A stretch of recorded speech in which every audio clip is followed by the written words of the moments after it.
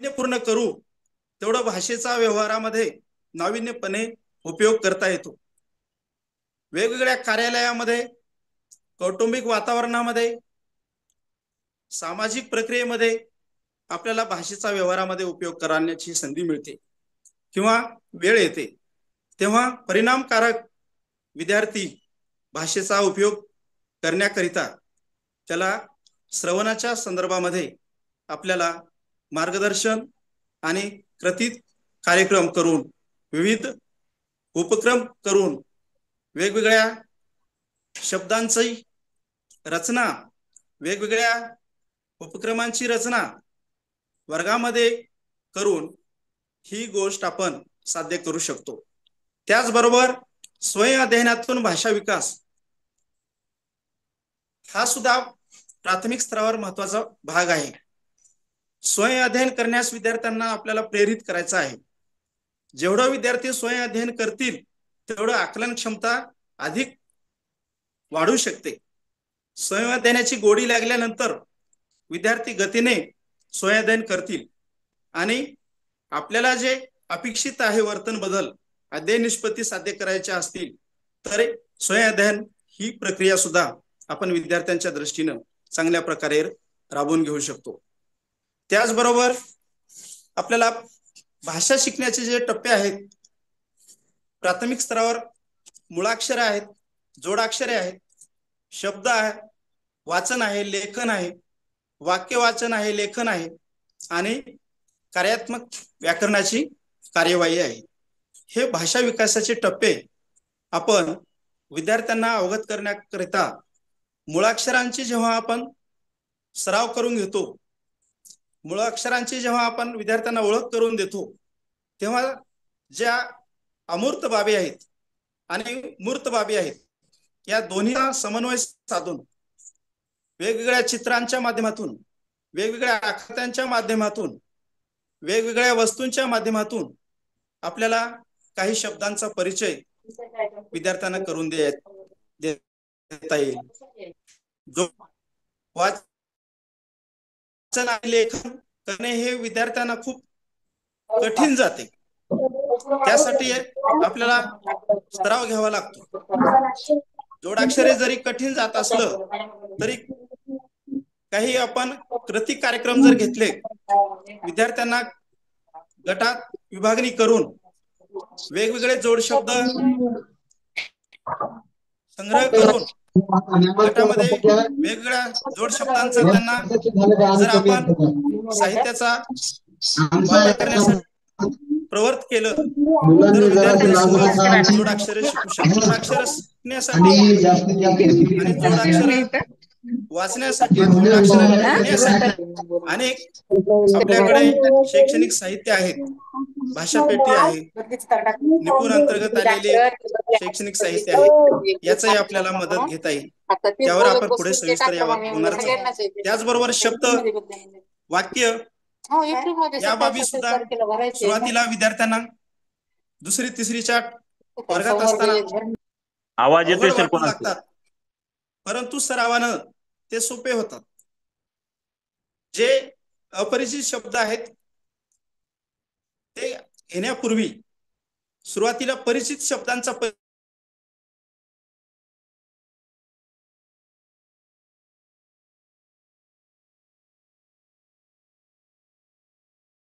संग्रहित असतात. तो कोऱ्या मनाने आपल्या शाळेमध्ये येत नाही, वर्गात येत नाही. म्हणून त्याला परिचित असलेले आणि अपरिचित असलेले शब्द विद्यार्थ्यांकडून आपण उदाहरणासह, शैक्षणिक साहित्यासह सराव करून घेणे योग्य होईल. त्या शब्द सराव झाल्यानंतर वाक्याचा सराव, वाक्यपट्टी आहे शैक्षणिक साहित्यामध्ये, वाक्यपट्टीचा सराव करून घेतला तर वाक्य वाचन विद्यार्थ्यांना सहज करता येईल.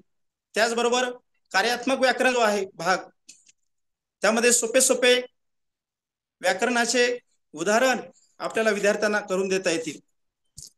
कर्ता कोणता, कर्म कोणते, क्रियापद कोणते, विशेषण कोणते, क्रियाविशेषण कोणते, या बाबी सर्व विद्यार्थ्यांना आपल्याला सहज समजून सांगण्यासाठी वेगवेगळे तक्ते तयार करता येतील आपल्याला व्याकरणाचे. ते तयार केलेले तक्ते विद्यार्थ्यांना गटागटामध्ये देऊन त्यांच्याकडून आपण सराव करून घेऊ शकतो. एक पूर्ण वाक्य दिलं, रामा आंबा खातो, आणि त्याला सुरुवातीला सांगितलं रामा हा कर्ता आहे, आंबा खातो, खातो हा हे क्रियापद आहे, आणि आंबा हे कर्म आहे. अशा प्रकारे जर आपण त्याला समजून सांगितलं तर सुरुवातीला त्याला अवघड होत जाईल, परंतु सरावाने तो अवगत करेल. या संदर्भामध्ये आपल्याला अधिकाधिक सराव घेणं अपेक्षित आहे. त्याचबरोबर भाषा प्रभुत्वाचे जे टप्पे आहेत, श्रवण, भाषण, वाचन, लेखन, आकलन, कार्यात्मक व्याकरण, शब्दसंपत्ती यावर प्रभुत्व, यासाठी आपल्याला वेगवेगळे उपक्रम राबवावे लागतील. श्रवणाच्या संदर्भामध्ये आपण विचार केलेला आहे, 45% ज्ञान विद्यार्थी श्रवणातून प्राप्त करतो. भाषण हा विद्यार्थी कमी व्यक्त होतो, वाचन कमी व्यक्त होतो, कमी वाचन करतो, लेखन सुद्धा कमी करतो, परंतु श्रवण 45% करत असल्या कारणानं श्रवणाच्या माध्यमातून वेगवेगळ्या ऑडिओ क्लिप, त्याचबरोबर रेडिओवरील कार्यक्रम विद्यार्थ्यांना श्रवण आपल्याला करायचं आहे. अनेक चांगल्या वक्त्यांची भाषणे रेकॉर्डिंग केलेली, लेखक, साहित्यिक, कवी यांची भाषणे आपण काव्य वाचन, कविता गायन, बडबड गीते या सर्व बाबी आपण विद्यार्थ्यांना शैक्षणिक साहित्याच्या माध्यमातून, तंत्रज्ञानाच्या माध्यमातून विद्यार्थ्यांसमोर जर व्यक्त केलं, सादर केलं, तर या बाबी सहज आणि व्यवस्थित कोणत्याही प्रकारची विद्यार्थ्याला अध्ययनामध्ये अडचण येणार नाही. त्याचबरोबर आता श्रवणाची जी अंगे आहेत, लक्षपूर्वक ऐकणे. विद्यार्थी ऐकतात, काही विद्यार्थी ऐकून ऐकलं नसल्यासारखं करतात, म्हणजे अपूर्ण श्रवण करतात, अर्धवट श्रवण करतात. काही जणांचं लक्ष नसते, काही जण निष्काळजीपणा करतात. म्हणून लक्षपूर्वक ऐकण्यासाठी विद्यार्थ्यांचं अवधान केंद्रित करणं गरजेचं आहे. वर्गामध्ये शांतता प्रस्थापित करणं गरजेचं आहे, आणि शांतता प्रस्थापित करून विविध प्रकारच्या ऑडिओच्या माध्यमातून, चांगल्या स्पष्ट उच्चाराच्या माध्यमातून अनेक बडबड गीते, वेगवेगळ्या लेखकांचे मनोगते, त्याचबरोबर वेगवेगळे आकाशवाणी, दूरदर्शन इत्यादी वाहिन्यावर प्रसारित झालेली चांगली भाषणे त्यांना जर आपण ऐकू घातलं, श्रवण करण्यास संधी दिली, तर ते चांगलं लक्षपूर्वक ऐकतील, आणि श्रवणातून ऐकलेले शब्द त्यांना चांगल्या प्रकारे कायम स्मरणात राहतील. त्याचबरोबर संदर्भ लक्षात घेऊन ऐकणे. गोष्ट सांगत असतील शिक्षक, कथा सांगत असतील, कविता ऐकू घालत असतील, बडबड गीत ऐकू घालत असतील, तर त्या संदर्भामध्ये जेव्हा विद्यार्थी संदर्भ लक्षात न घेता ऐकतो, म्हणजे जे गीत सादर करत आहेत, जे कविता गायन करत आहेत, त्याचा संदर्भ कोणता आहे, त्याचा अर्थबोध काय आहे, त्यातून बोध काय घ्यायचा आहे, हे स्पष्ट झालं पाहिजे. आणि हे स्पष्ट होण्याकरिता शिक्षक बंधूंनी आपलं जे उद्दिष्ट आहे भाषा विकासाचे, त्या उद्दिष्ट निहाय शैक्षणिक साहित्याचा योग्य ठिकाणी कल्पकतेने जर वापर केला, तर ही प्रक्रिया सहज आणि सोपी होते. ध्वनीचे विश्लेषण सुद्धा विद्यार्थ्यांना करता आलं पाहिजे. हा सुद्धा श्रवणाचा एक अंग आहे. ध्वनी आपण ऐकू घालतो, अनेक ध्वनी विद्यार्थी ऐकतात, मग रेल्वेचा आवाज असेल, विमानाचा आवाज असेल, टीव्हीवरील बातम्या देणाऱ्यांचा आवाज असेल, आकाशवाणीवरील बातम्या देणाऱ्यांचा आवाज असेल, हे जे ध्वनीचे वेगवेगळे आवाज असतात, त्याचं विश्लेषण विद्यार्थ्याला करता आलं पाहिजे. त्याचं विश्लेषण विद्यार्थी करू शकतील यासाठी आपल्याला प्रयत्न करणं गरजेचं आहे. आणि आपले प्रयत्न करणं गरजेचं असताना आपल्याला तंत्रज्ञानाची मदत या ठिकाणी उपयोगी पडणार आहे. वेगवेगळ्या प्रकारचे ध्वनी आपण विद्यार्थ्यांना ऐकून त्या संदर्भामध्ये विद्यार्थ्यांचं अवधान आणि श्रवण क्षमता विकसित करायची आहे. शब्दांचा परस्पर संबंध लक्षात घेऊन विद्यार्थी श्रवण कसे करतील यासाठी वेगवेगळ्या प्रकारचे वेगवेगळ्या अर्थाचे शब्द, समानार्थी शब्द असतील, विरुद्धार्थी शब्द असतील, उच्चार सारखा आहे परंतु अर्थ वेगळा आहे असे शब्द असतील. दिन हा शब्द आहे, उच्चार सारखाच आहे, पण वेलांटी पहिली आणि दुसरी वेलांटी असेल तर त्याचा अर्थ वेगळा असतो. यासाठी विद्यार्थ्यांना ते अवगत करून द्यायचं आहे. शब्दांचा परस्पर संबंध विद्यार्थ्यांच्या लक्षात आणून द्यायचा आहे. त्याचबरोबर श्रवणाच्या संदर्भात आपण या बाबीवर विचार करत असताना काही दोष असतात विद्यार्थ्यांमध्ये. अर्थहीन श्रवण म्हणजे अश्रवण करतात, ऐकतात आणि जेव्हा आपण विचारतो तेव्हा वेगळंच उत्तर देतात. म्हणजे ते पूर्ण ऐकलेले नसतात काही विद्यार्थी, काही अर्थहीन श्रवण करतात. फक्त ते शब्द कानावर विद्यार्थ्यांच्या जातात परंतु ते त्यांच्या मनामध्ये त्या शब्दांचा अर्थबोध होत नाही, त्याला अर्थ लावता येत नाही. आणि अर्थहीन श्रवण जेव्हा होते तेव्हा श्रवण दोष निर्माण होतो आणि मग त्या विद्यार्थ्यामध्ये ते शब्द तसेच मनामध्ये घर करून राहतात आणि मग पुढे ते शब्द तसेच तो लिहिण्यामध्ये, वाचण्यामध्ये तो उपयोग करतो. म्हणून अर्थहीन श्रवणावर विद्यार्थ्यांना आपल्याला वेगवेगळ्या माध्यमातून शैक्षणिक साहित्याचा आधार घेऊन वेगवेगळे श्रवण करण्यास ऑडिओ क्लिपच्या माध्यमातून जास्तीत जास्त सराव घेतल्यास हे सहज शक्य होईल. त्याचबरोबर अर्धश्रवण एक दोष आहे. विद्यार्थी अर्ध वाक्य ऐकतो आणि अर्ध वाक्य ऐकत नाही. एखादा वाक्य आहे, मी आज शाळेत येणार नाही कारण आज माझी रजा आहे. विद्यार्थी फक्त एवढंच ऐकतो, आज मी शाळेत येणार नाही, पण काय येणार नाही हे पुढील तो सोडून देतो. हे अर्धश्रवण विद्यार्थ्यांना श्रवणामध्ये अडथळा ठरतो आणि हे अर्धश्रवण होण्याचं जे कारण आहे, अनेक विद्यार्थी निष्काळजीपणा करतात. काही विद्यार्थी त्यांचं कर्णदोष सुद्धा असू शकतो. त्याचबरोबर अशुद्ध श्रवण, आपण उच्चार केलेला शब्द एक असतो आणि विद्यार्थी त्याला वेगळ्या प्रकारचा शब्द श्रवण करतात. मग यामध्ये त्याचा कर्णदोषपणा असू शकतो.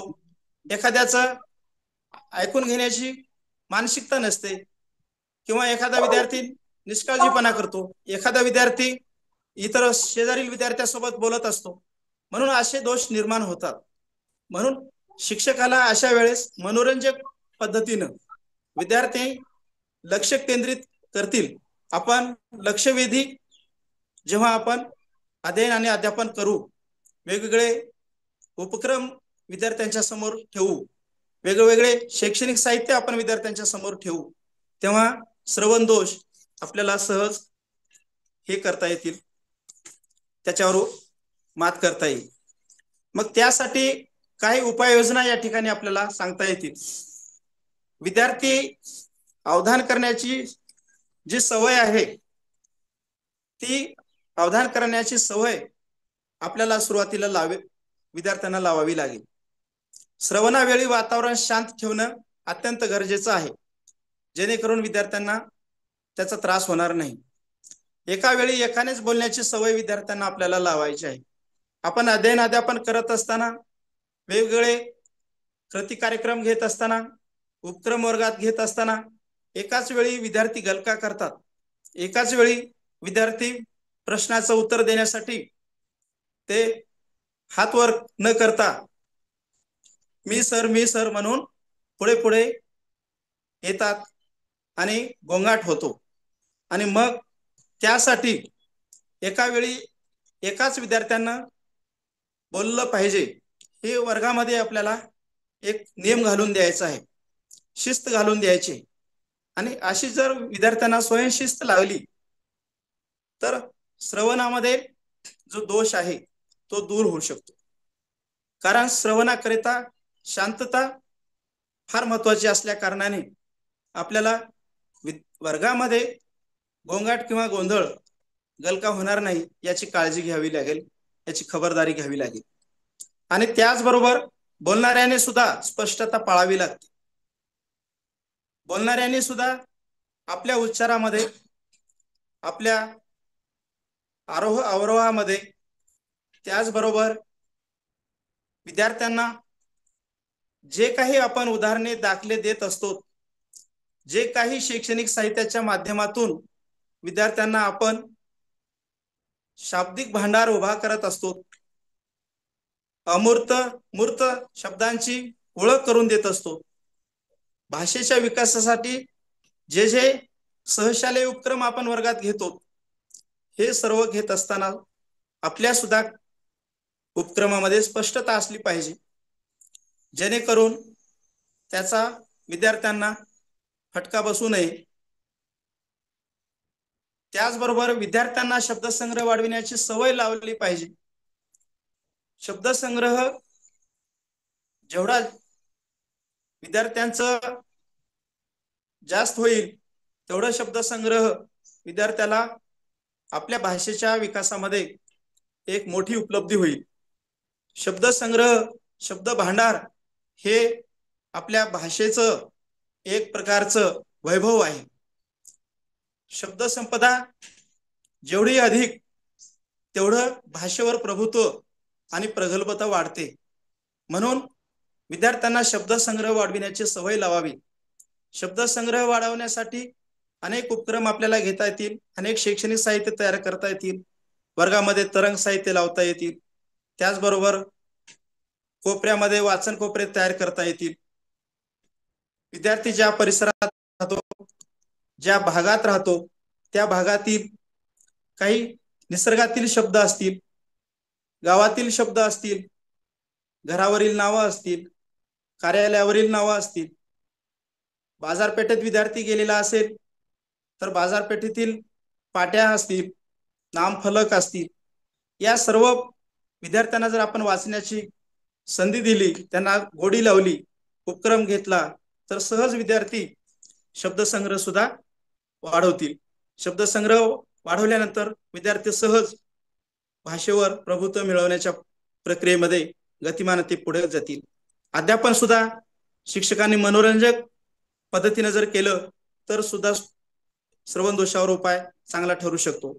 श्रवण दोष दूर करण्याकरिता तांत्रिक सहाय्य सुद्धा आपण घेऊ शकतो. टेप रेकॉर्डर असे, रेडिओ आहे. या संदर्भामध्ये आपल्याला विविध माध्यमातून यावर उपाययोजना करता येईल. श्रवणातील जे महत्वाचे शब्द लिहून घेण्याची सवय विद्यार्थ्यांना लावता आली पाहिजे. विद्यार्थी नाविन्यपूर्ण शब्दांची ओळख होण्याकरिता या शब्दांचं लेखन विद्यार्थ्यांनी करायचं आहे. त्याचबरोबर श्रवण विकासासाठी जे काही आपण उपक्रम वर्गस्तरावर घेऊ शकतो, त्यामध्ये बडबड गीते आहेत, गाणी आहेत, कविता आहेत, या आपल्याला सहज गाऊन दाखवता येतात. प्रत्येकालाच आवाज आहे पण प्रत्येकाला गळा नसतो. चांगल्या पद्धतीनं प्रत्येकालाच गाता येईल असं नाही. परंतु स्वतःला जरी आपल्याला गाता येत नसेल तर आपल्याला वेगवेगळ्या तांत्रिक सहाय्याची मदत घेऊन आपल्याला ही गाणी आपल्या मोबाईलवर सुद्धा विद्यार्थ्यांना वाजवून दाखवता येतील, गाऊन दाखवता येतील. विद्यार्थ्यांनी स्वतः गायलेली गाणी रेकॉर्डिंग करून त्यांना त्यांच्या आवाजामध्ये सुद्धा ही गाणी सहज त्यांना जर आपण ऐकू घातलं तर अजून मनोरंजकता वाढेल आणि विद्यार्थी सहज यामध्ये रममान होतील. त्याचबरोबर विद्यार्थ्यांच्या वयानुरूप गोष्टी आहेत, कथा आहेत, या सुद्धा आपल्याला भाषा विकासासाठी प्रेरित करतात, प्रेरक घटक आहेत. त्याचबरोबर संवाद आहे, नाट्यछटा आहेत, उतार्यांचं प्रकट वाचन आहे, हे सुद्धा श्रवणासाठी आपल्याला उपयोगाला येऊ शकते. हे उतारे नाट्यसंवाद आपण जेवढं चांगल्या प्रभावीपणे विद्यार्थ्यांसमोर प्रकट करू, सादर करू, तेवढं विद्यार्थी चांगल्या प्रकारे श्रवण करतील. त्याचबरोबर भाषणाची जी अंगे आहेत, श्रवणानंतर उच्चार, विराम, स्वराघात, आवाजातील आरोह अवरोह आणि गती उंची, उच्चार स्पष्ट असले पाहिजेत विद्यार्थ्यांचे. त्यापूर्वी आपले सुद्धा उच्चार स्पष्ट असले पाहिजेत. अनावधानानं काही शब्द, जसं टंग ऑफ स्लिप म्हणतो आपण इंग्रजीमध्ये, एखाद्या वेळेस शब्द निघून जातो, तो शब्द उच्चारताना चूक होऊ शकते. ते चुकलेले शब्द आपण परत रिटेक घेऊन आपण विद्यार्थ्यांना परत ऐकू घालू शकतो, त्यांना सांगू शकतो की हा शब्द असा नाही, चुकून अनावधानाने आलेला आहे, तो हा शब्द असा आहे. त्याचबरोबर विरामचिन्हांचा वापर करून विद्यार्थ्यांना व्यक्त होता आलं पाहिजे. जी काही विरामचिन्ह आहेत, अवतरण चिन्ह आहे, उद्गारवाचक चिन्ह आहे, प्रश्नार्थक चिन्ह आहे, इत्यादी प्रकारचा सराव आपल्याला विद्यार्थ्यांना घ्यायचा आहे. विराम चिन्हांचा जेवढा अधिक आपण सराव घेऊ, तेवढा विद्यार्थी तन्मयतेने आणि प्रगल्भपणे भाषा विकासामध्ये आपल्याला सहकार्य करेल. स्वराघात, वेगवेगळ्या शब्दावर बोलत असताना आपल्याला त्या शब्दावर जोर द्यावा लागतो. आपण ज्या शब्दावर जोर दिलेला आहे तो शब्द किती महत्वाचा आहे हे विद्यार्थ्यांच्या सहज लक्षात आलं पाहिजे. आणि विद्यार्थी सुद्धा बोलत असताना, व्यक्त होत असताना काही शब्दावर स्वराघात करतो का, शब्दावर जोर देतो का, हे आपण निरीक्षण केलं पाहिजे. आणि निरीक्षण करून न थांबता लगेच काही दोष असतील तर त्वरित ते दोष विद्यार्थ्यांच्या निदर्शनास आणून द्यायचे आहेत आणि तो दोष पूर्ण करायचा आहे. त्याचबरोबर आवाजातील आरोह अवरोह आहे, प्रकट वाचन असेल, भाषण असेल, या बाबतीमध्ये चढ उतार, योग्य गती या ठिकाणी विद्यार्थी करत आहेत का, जर करत नसतील तर त्यामध्ये कोणते अडथळे आहेत याचा शोध घेऊन त्या विद्यार्थ्यांना त्या संदर्भामध्ये सखोल असं मार्गदर्शन आपल्याला करायचं आहे. आता या भाषण विकासाकरता आपल्याला जे काही उपक्रम आहेत, वर्णन, मग ते प्रवास वर्णन असेल, कथेचं वर्णन असेल, एखाद्या घडलेल्या घटनेचं वर्णन असेल, हे वर्णन आपल्याला विद्यार्थ्यांना व्यक्त करता आली पाहिजेत. आपण काही नमुन्या दाखल उदाहरणे देऊन वर्णनाचे, प्रवास वर्णनाची चांगल्या प्रकारे दर्जेदार जर आपण नमुना म्हणून त्यांच्या समोर सादर केलं तर ते चांगल्या पद्धतीने अवगत होतील. वेगवेगळ्या प्रकारची निवेदनं आहेत, शासकीय निवेदनं असतात, ते दूरदर्शनवर, आकाशवाणीवर निवेदन दिलेले असते. ते निवेदन सुद्धा विद्यार्थ्यांना आपण श्रवण करण्याची संधी उपलब्ध करून दिली पाहिजे. अशा निवेदनाच्या माध्यमातून विद्यार्थ्यांना स्पष्ट उच्चार, आरोह अवरोह, गती याबद्दलची सहज माहिती मिळेल. त्याचबरोबर वेगवेगळ्या विषयावर, भाषा घटकावर चर्चा घडवून आणायचं आहे. त्याचबरोबर वेगवेगळ्या प्रकारची आपण व्याख्यानं, वादविवाद, कथाकथन, संवाद, मुलाखत इत्यादी माध्यमातून सुद्धा भाषा विकासाकरता आपल्याला उपक्रम राबवायचा आहे आणि ते आपण सहज राबवू शकतो आणि राबवत असतो. भाषण मध्ये काही दोष असतात, शुद्ध उच्चारांचा सराव, अशुद्ध उच्चार असतात, तर शुद्ध उच्चार कसे करतील विद्यार्थी यासाठी आपल्याला विद्यार्थ्यांचा सराव घ्यायचा आहे. अध्ययन स्तर पातळीमध्ये प्रत्येक विद्यार्थ्याची अध्ययन स्तर निश्चिती वेगळी आहे. आपल्याला सामूहिक सराव घेता येणार नाही. वैयक्तिक विद्यार्थ्याचा सराव घेणे गरजेचं आहे. याकरिता रेडिओ, टेप रेकॉर्डर इत्यादी साधनांचा आपल्याला योग्य ठिकाणी वापर करून या बाबीवर आपण सविस्तर असं विद्यार्थ्यांना मार्गदर्शन करू शकतो. आता आपला महत्वाचा जो घटक आहे, आपण आता मूळ विषयावर आपण आलेलो आहोत. ज्ञान वाचनाचं जे महत्व आहे, वाचन आणि लेखन या ज्या संकल्पना आहेत निपुण भारतमध्ये आणि निपुण महाराष्ट्र कार्यक्रमांतर्गत, या निपुण मोहिमेमध्ये वाचन आणि लेखन या बाबीवर ज्या पद्धतीने काम चालू आहे, त्यामध्ये सर्वप्रथम आपल्याला वाचनाचे जे उद्दिष्ट ठरवून दिलेले आहेत, आपल्याला शैक्षणिक उद्दिष्ट आहेत वाचनाची, की त्यामधून विद्यार्थ्याला ज्ञान प्राप्ती झाली पाहिजे, वाचनातून मनोरंजन झालं पाहिजे विद्यार्थ्यांचं, विद्यार्थ्यांना आनंद मिळाला पाहिजे, आकलन शक्तीचा विद्यार्थ्यांचा विकास झाला पाहिजे. त्याचबरोबर वाचनातून विद्यार्थ्यांना संस्कार मिळाले पाहिजेत, काही बोध झाला पाहिजे, आणि ते वाचल्यानंतर विद्यार्थी स्वतः काही नवनिर्मिती करू शकतो का, सर्जनशीलपणे, नाविन्यपणे तो सुद्धा चांगल्या प्रकारे लेखन किंवा वाचन आपल्या स्वतः प्रयत्नाने तो करू शकतो का, याचंही आपल्याला निरीक्षण करायचं आहे. अनेक विद्यार्थी सहज ते करू शकतात आणि करत सुद्धा आहेत. उदाहरण जर द्यायचं असेल तर आपल्या परभणी जिल्ह्यातील माधव गव्हाणे सर अनेक विद्यार्थ्यांना बोलतं केलेले आहे, लिखाणासाठी त्यांना प्रवृत्त केलेले आहे. त्यांचे अनेक विद्यार्थी पुस्तकांचं समीक्षण ते केलेले आहेत. किशोर सारख्या मासिकातून अनेक विद्यार्थ्यांचं समीक्षण गव्हाणे सरांच्या माध्यमातून आलेले आहे. या ठिकाणी आवर्जून हे उदाहरण मला सांगण्यास आनंद होतो. त्याचबरोबर वाचनाचे जे शैक्षणिक उद्दिष्ट आहेत आपले, शब्दांचा शुद्ध उच्चार, त्याचबरोबर प्रकट वाचन करणे, शब्दांचा शुद्ध उच्चार करून प्रकट वाचन करणे, हे विद्यार्थ्यांना आपल्याला आत्मसात करत असताना सर्वप्रथम आपल्यालाच या बाबी विकसित करून घ्यायच्या आहेत. काळजीपूर्वक, अभ्यासपूर्वक आपल्याला विद्यार्थ्यांच्या समोर जाणं गरजेचं आहे.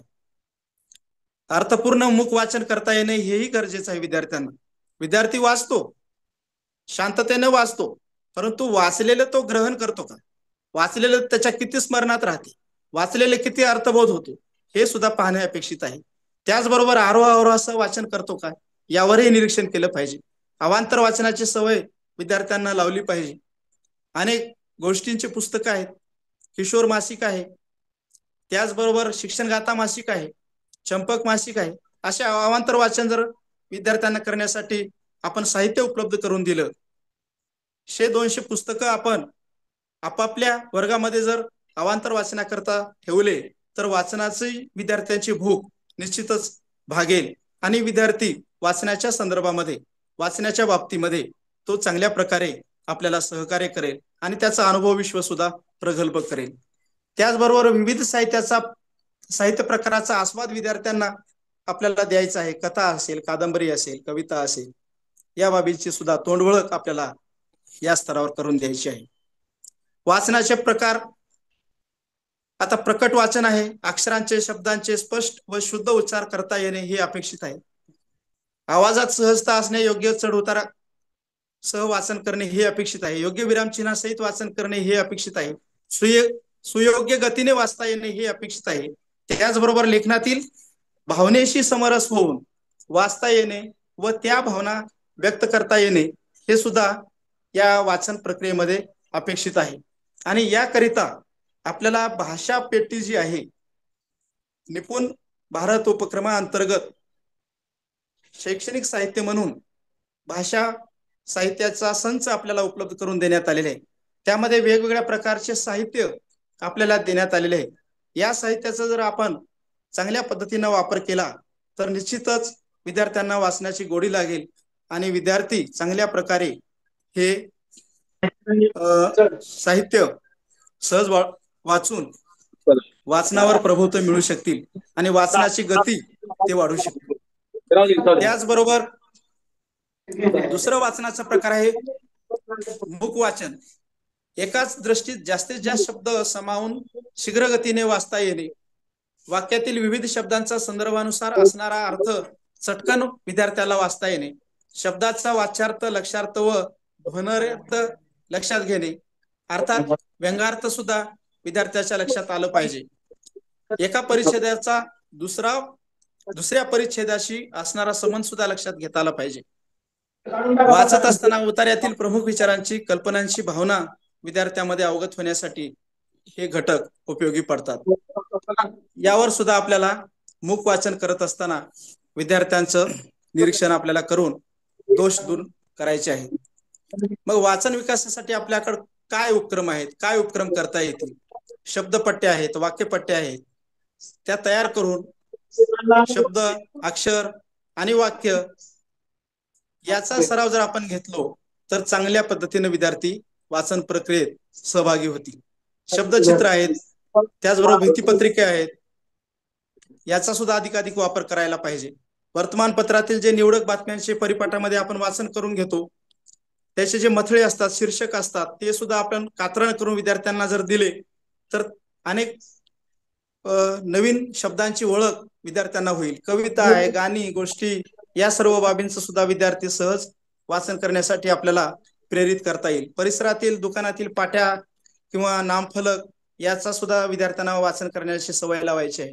विद्यार्थ्यांच्या गृहपाठाची वह्यांची अदलाबदल करून एकमेकांना वाचन करण्याची जर संधी दिली तर प्रत्येकाचे गुणदोष विद्यार्थ्यांना सहज लक्षात येतील आणि आपली चूक ते दुरुस्त करून घेतील.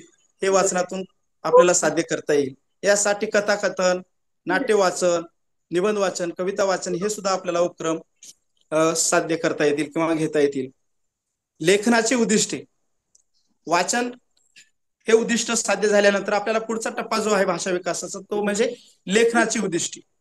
आता लेखनाची जी उद्दिष्ट आहेत अभ्यासक्रमाच्या संदर्भात दिलेली, वर्ण, शब्द, वाक्य यांचे लेखन करता येणे, आपले विचार, आपल्या भावना, अनुभव स्वतःच्या शब्दात मांडता येणे, सुवाच्य व सुंदर हस्ताक्षरात लिहिता येणे, शुद्ध लेखन करता येणे, अनुलेखन शिक्षकाचं पाहून करता येणे, द्रक लेखन स्वतः पुस्तकात पाहून लिहिता येणे आणि श्रुत लेखन सांगितलेले ऐकून श्रवण करून लिहिता येणे, या सुद्धा बाबी आपल्याला तयारी करून घेता येतील.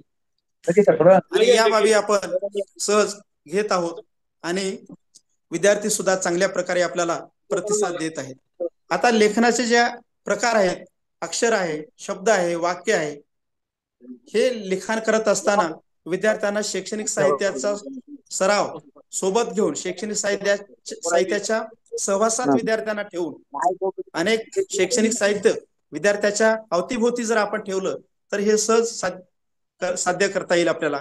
परिच्छेद लेखन आहे, सारांश लेखन आहे, निबंध लेखन आहे, कल्पना विस्तार आहे, पत्र लेखन आहे, कथा लेखन, हे 4वी-5वीच्या विद्यार्थ्यांना त्यांच्या स्तरानुसार, त्यांच्या गतीनुसार, त्यांच्या पातळीनुसार आपल्याला हे सहज साध्य करून घेता येईल.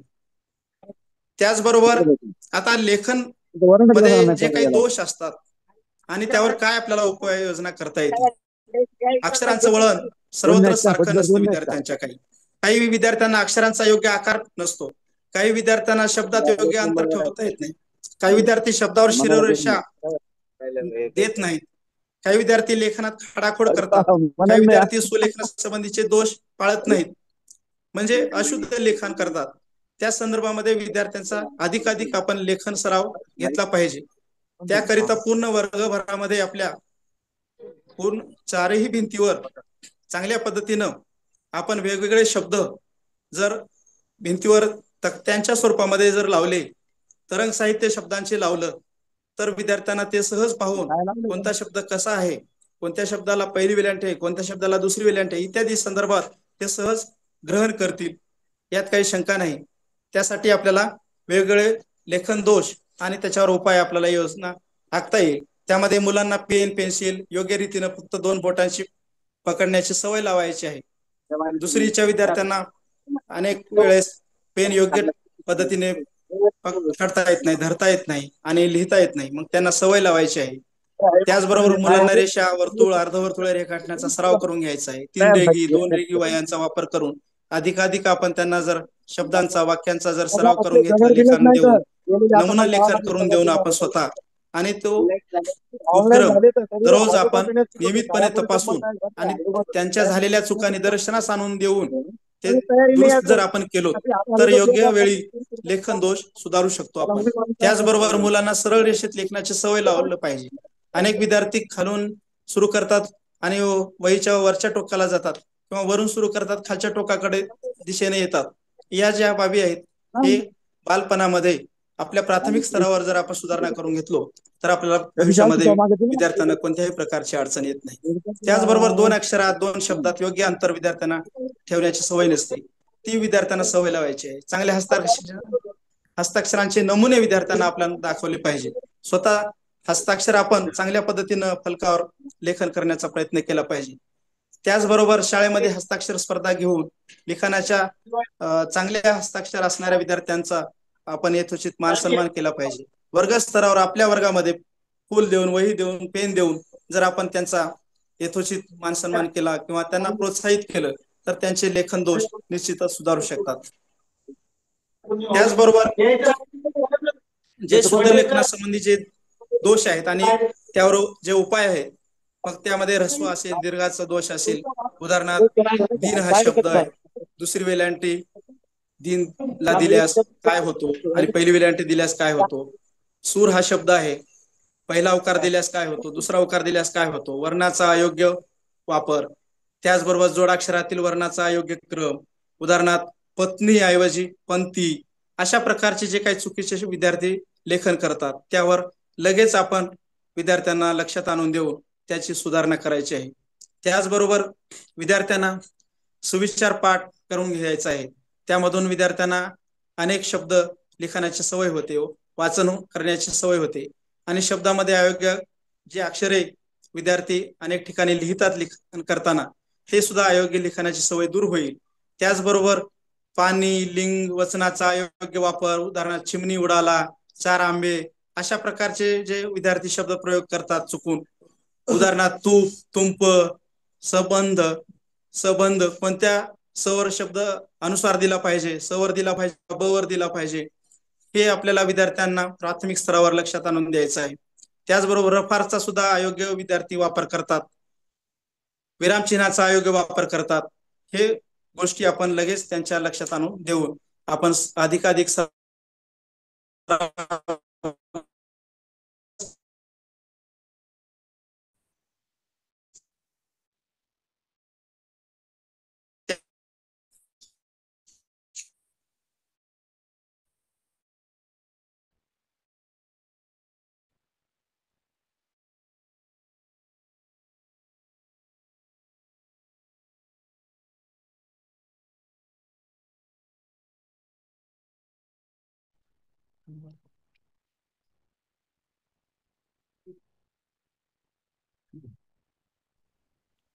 त्याचबरोबर शुद्ध लेखनासंबंधी दोष आणि आपल्याला विद्यार्थ्यांवर शुद्ध लेखनाच्या संदर्भात काही उपाययोजना आपल्याला करता येतील. ऱ्हस्व दीर्घ यांचे नियम विद्यार्थ्यांना समजावून सांगता येतील. विरामचिन्हांच्या वापराविषयी माहिती देता येईल. विद्यार्थ्यांना अवांतर वाचनाची गोडी लावता येईल. विद्यार्थ्यांना स्थूललेखन, अनुलेखन, श्रुतलेखन या बाबी विद्यार्थ्यांकडून करून घेता येतील. विद्यार्थ्यांना दररोज ठराविक शुद्ध लेखन देणे आणि ते वेळोवेळी तपासून दुरुस्तीसह विद्यार्थ्यांच्या चुका लक्षात आणून दिल्यास विद्यार्थी चांगल्या प्रकारे शब्दावर प्रभुत्व मिळवतील आणि लेखन दोष सुधारू शकतील. त्याचबरोबर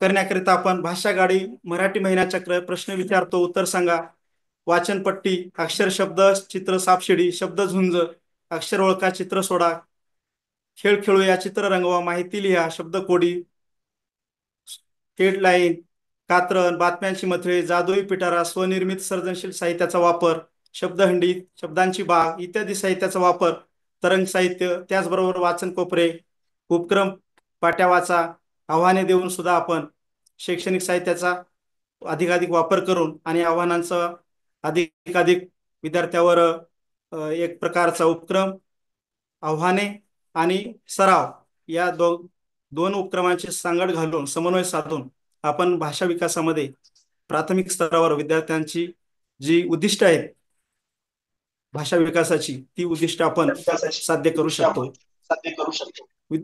बंधूंनो आणि भगिनींनो, या ठिकाणी आपण शैक्षणिक साहित्याचा वापर केल्यानंतर विद्यार्थी आपल्याला निश्चितच चांगल्या प्रकारे सहकार्य करतात आणि प्रतिसाद मिळतो आणि अध्ययन निष्पत्ती सुद्धा साध्य होतात. या ऑनलाईन वेबिनार मध्ये माझे सहकारी श्री नाईक सर, ज्ञान फाउंडेशनचे समन्वयक यांनी तांत्रिक सहाय्य केले, त्याबद्दल सरांचे मी मनपूर्वक आभार मानतो आणि पूर्ण डाएटच्या टीमचे आदरणीय प्राचार्य साहेबांचे, नाईक नवरे साहेबांचे व्यक्तिशः धन्यवाद देतो आणि या ठिकाणी थांबतो. धन्यवाद.